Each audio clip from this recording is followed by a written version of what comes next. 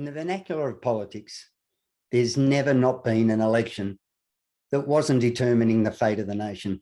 Now, elections are always curiously defined as the most crucial, but are they?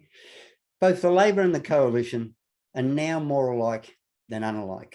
And as far as philosophical ideologies go, the political identities of the left and the right used to be defined by the representation of the working class or the business class.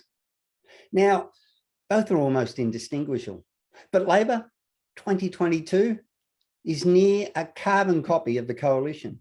Supporters of the US alliance outnumber alliance skeptics. Unions believe China destroys jobs, and the social conservatives in the party are turned off by religious crackdowns.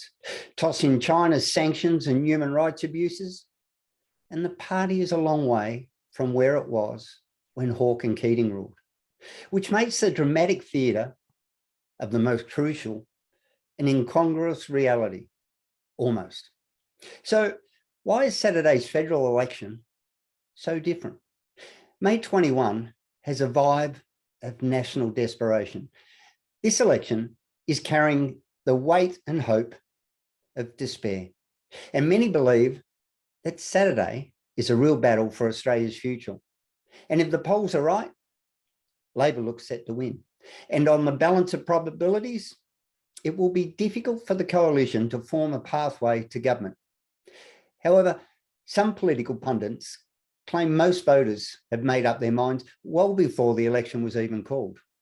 And that could well be reflected by the 3 million votes already cast, almost 1/3 more than previously at this time. But regardless of whether Albanese or Morrison win, are either men or party deserving of the Prime Ministership or government? Here at the Informer, we don't believe so.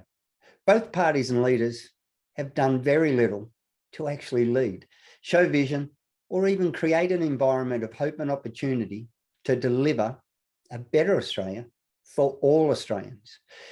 Australia, thanks to both sides of politics, has failed Australians. Now, if Morrison does lose, his political demise can be traced to how his government has behaved and his laziness. The East Coast fires, COVID and the floods have defined Morrison, not in glory, but appalling shame. These dramatic events could seal Morrison's fate. Much of the crisis spending during the pandemic went to those doing well, but plenty of those who weren't doing so well actually missed out. Morrison has managed to accentuate the generational divide and actually shine a light on Australia's social and economic makeup, and add to the structural imbalance between the have and the have-nots, and breaking social contracts that hit people hard between the ages of 30 and 45. But under the Morrison coalition government, working hard no longer creates opportunity. Social mobility is dead, and the Australian pursuit of a fair go no longer exists.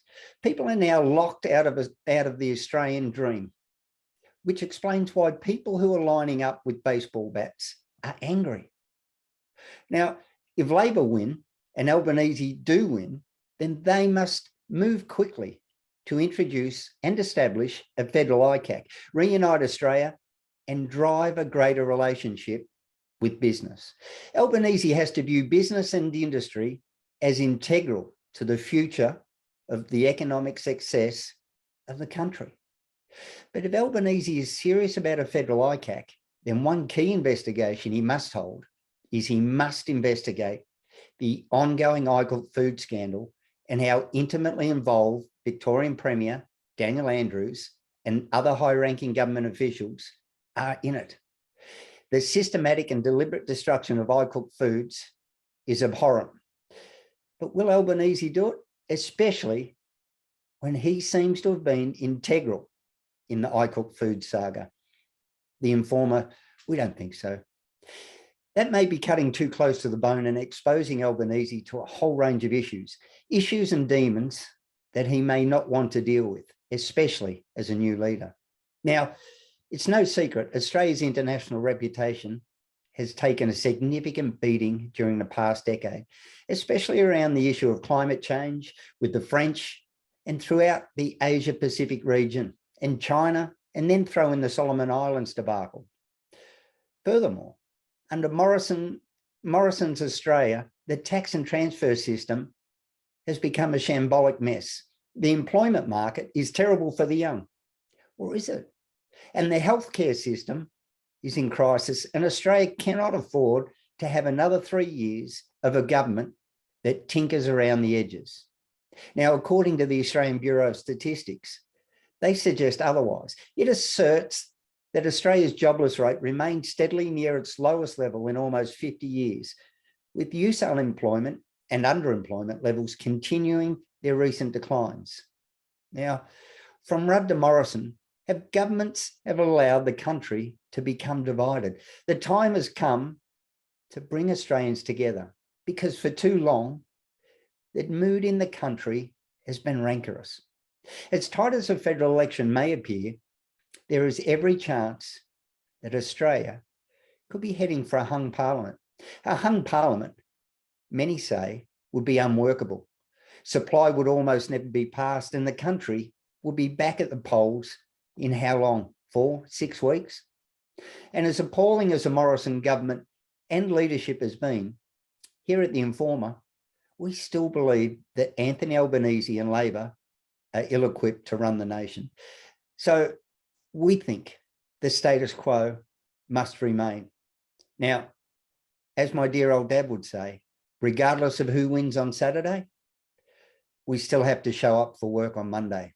So we'll look forward to the outcome.